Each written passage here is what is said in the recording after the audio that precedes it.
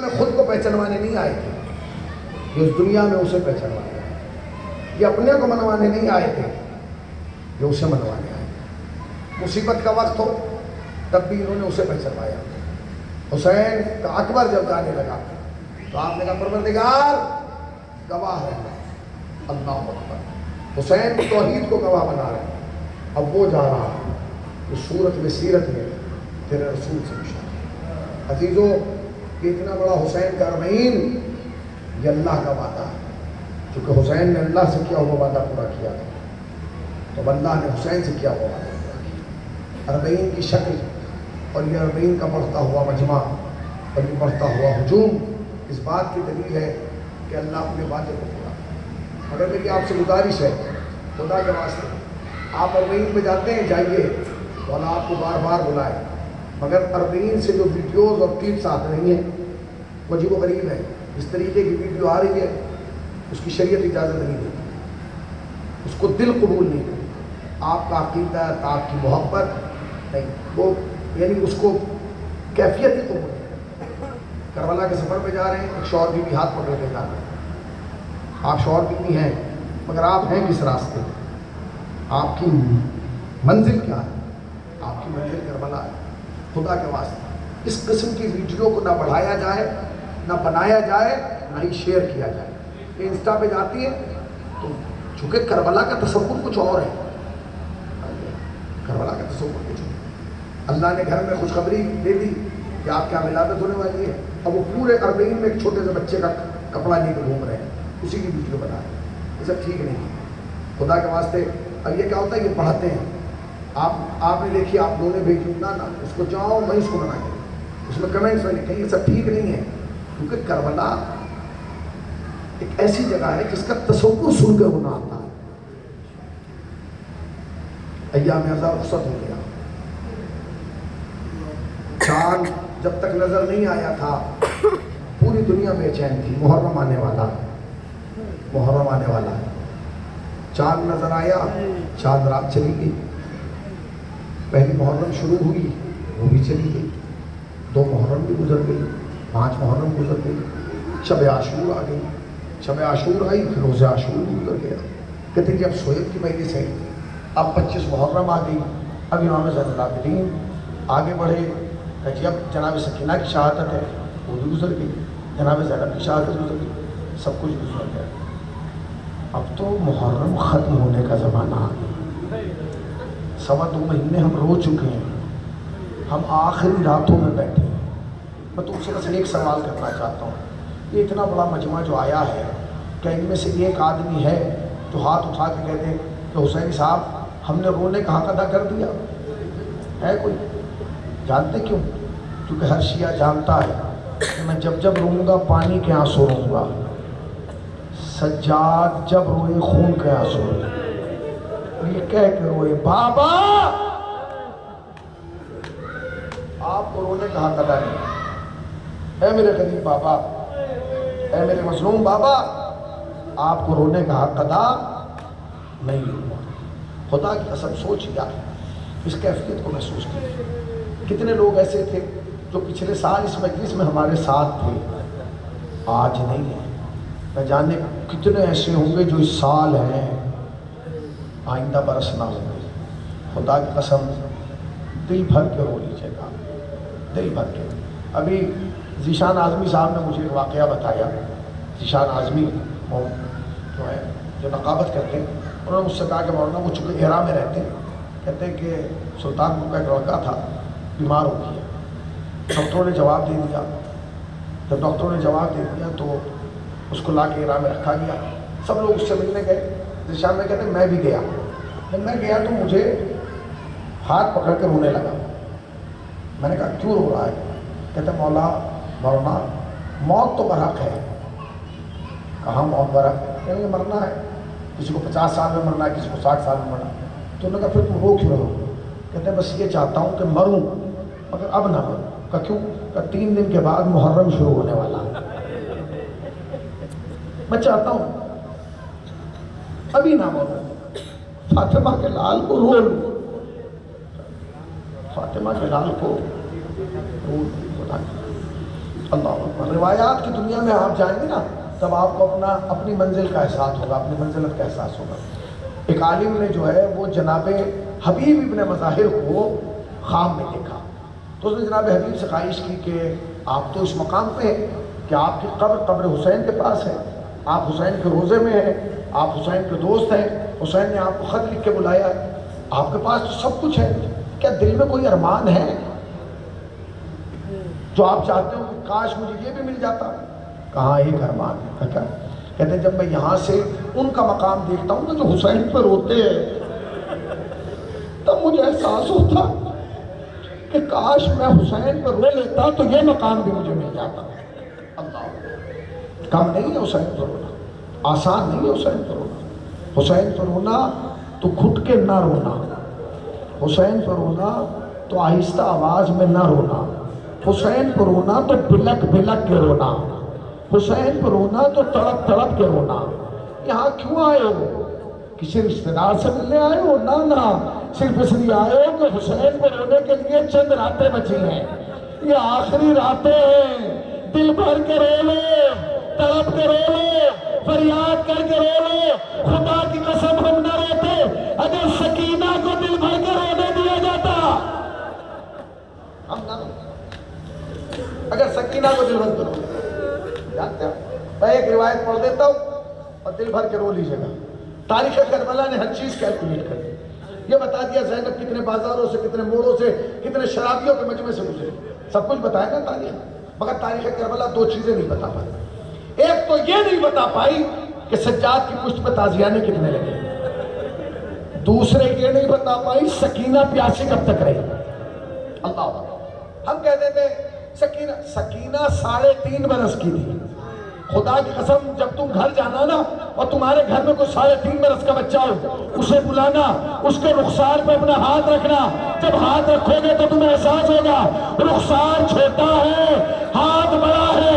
یہی وجہ ہے جب شبل کمینے نے شام غریبہ سکینہ کو تماچا مارا، ایک ہی تماچے میں بچی بے ہوش.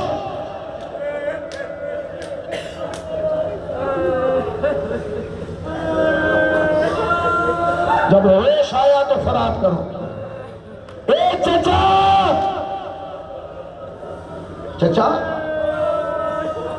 سنیں گے سید سجاد سے جناب سکینہ کا جملہ سنیں گے. سنیے سکینہ نے اپنے بھائی سجاد سے کیا کہا، یہ سنیے. کہتی ہے بھائی میں یہ نہیں کہتی کہ شمر مجھے نہ مارے، بس سن لینا جس کے پاس احساس ہو وہ طرف کرو لے گا. بھائی میں یہ نہیں کہتی کہ شمر مجھے نہ مارے، مگر بھائی شمر سے کہو اس ہاتھ سے نہ مارے جس ہاتھ میں انگوٹھیاں پہنی ہیں. اے بھیا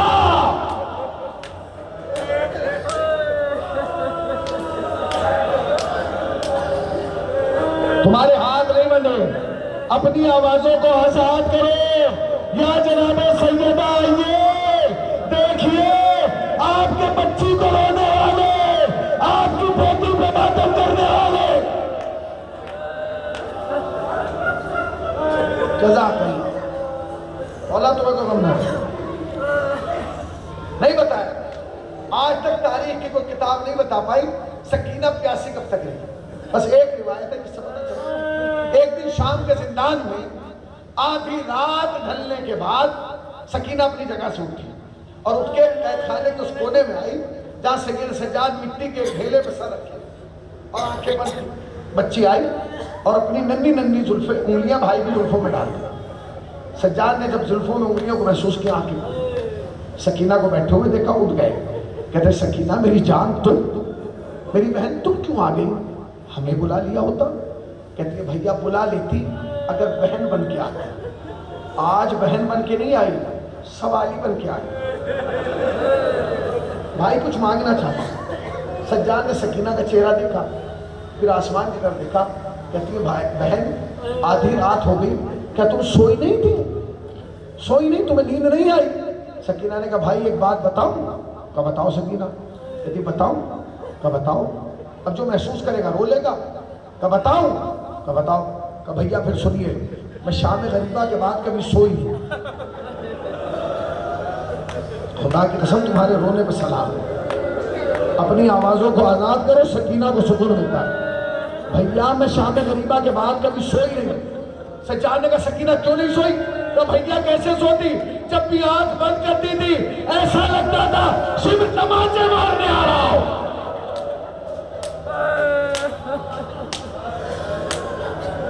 بھائی مطلب کیوں گیا؟ مگر بھیا آج سوئی تھی، آج سکینہ آج سوئی تھی تو کیوں اٹھ گئی؟ تو بھیا کیا کروں؟ جیسے ہی آنکھ بند ہوئی خام میں بابا آ گئے۔ سکینہ نے کہا بابا آ گئے؟ سجاد سنبھل کے بیٹھے۔ سکینہ بابا آئے تھے، کیا کہہ رہے تھے؟ کہتے سکینہ نے کہا بھیا کچھ نہیں کہا، بابا دور کھڑے تھے، وہیں سے بائیں پھیلا کے کہا آجا سکینہ آجا، آجا میری بچی آجا آجا۔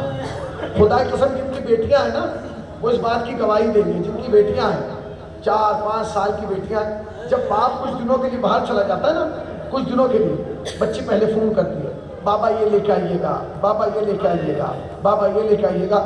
اور جب عرصہ بڑھتا چلا جاتا ہے تو خدا کی قسم پھر بیٹی اس بات پہ آ جاتی ہے بابا کچھ مت لائیے، بس آپ چلے آئیے، بابا مجھے کچھ نہیں چاہیے، بابا آپ کی یاد آ رہی ہے، بابا آپ چلے آئیے۔ میرے ساتھ جو صاحبان اولاد ہے وہ اس کی گواہی دیں گے، جو بیٹیوں کے باپ ہیں۔ سکینہ بابا کیا کہا؟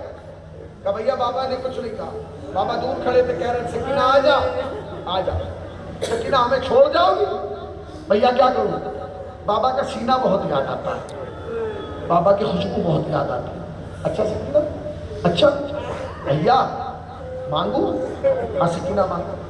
فرش عزا پہ بیٹھے ہو، حسین سے توسل کرو اور کر کے کہو مولا جو چیز آپ کی سکینہ نے سجاد سے مانگی نا، کوئی بہن اپنے بھائی سے وہ نہ مانگے، خدا کرے کوئی بہن اپنے بھائی سے وہ نہ مانگے تو سکینہ نے سجاد سے مانگی۔ سجاد سے کہنے لگی بھیا مانگ لوں؟ سجاد نے کہا بہن مانگو۔ کہتی مانگ لوں؟ کہا مانگو۔ مانگ لوں؟ کہا مانگو۔ سنو کہ کیا مانگا؟ کہتی ہے بھیا کچھ نہیں چاہتی، بس اتنا چاہتی ہوں جب میں مر جاؤں مجھے نرم مٹی میں دفن کرنا، مجھے نرم مٹی میں دفن۔ سکینہ کیوں نرم مٹی میں دفن کروں؟ بھیا اس لیے کیونکہ پیاس میری ہڈیوں میں اتر گئی، میری پیاس ہڈیوں۔ 3.5 برس کی بہن 24 برس کے بھائی سے کہہ رہی ہے پیاس میری ہڈیوں میں اتر گئی۔ سکینہ میں جانتا ہوں تم امام کی پوتی ہو، امام کی بیٹی ہو، امام کی بہن ہو، امام کی پھوپھی ہو، مگر میری بہن سنو یہ لفظ بڑا ہے، تمہاری عمر کم ہے، تمہیں پتہ ہے جب پیاس ہڈیوں میں اترتی ہے تو کیا ہوتا ہے؟ نہیں بھیا آپ بتائیے، قریب آؤ میری بیٹی۔ سکینہ کو قریب بلایا، اپنے زانوں پر اٹھایا، پیشانی چومی، چوم کے کہنے لگے سجاد سکینہ سنو، جب پیاس لگتی ہے پہلے منہ خشک ہوتا ہے، پیاس اور بڑھتی ہے گلا خشک ہوتا ہے، پیاس اور بڑھتی ہے زبان خشک ہوتی ہے، پیاس اور بڑھتی ہے زبان میں دراریں پڑ جاتی ہیں، پیاس اور بڑھتی ہے بدن کی طاقت جانے لگتی ہے، پیاس اور بڑھتی ہے انسان سے کھڑا ہوا نہیں جاتا، پیاس اور بڑھتی ہے انسان دیواروں کا سہارا لے کے چلتا ہے، پیاس اور بڑھتی ہے انسان گھٹنوں کے بل چلنے لگتا ہے۔ سکینہ جب پیاس اور بڑھتی ہے نا آنکھوں کے سامنے اندھیرا۔ ہاں بھیا ہاں، کہ سکینہ سنو جب یہ سب کچھ ہو جاتا ہے نا اس کے بعد پیاس ہڈیوں میں اترتی ہے۔ تو بھیا کیا ہوتا ہے؟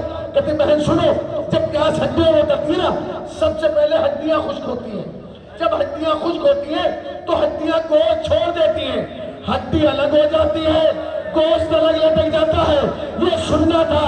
سکینہ آغوش سے اٹھی، سامنے آئی، آستین الٹ کے کہا بھیا دیکھ میری ہڈی الگ، گوشت الگ، سجاد طرف سے آجا میری بہن، اے سکینہ تیرا بھائی تجھے پانے۔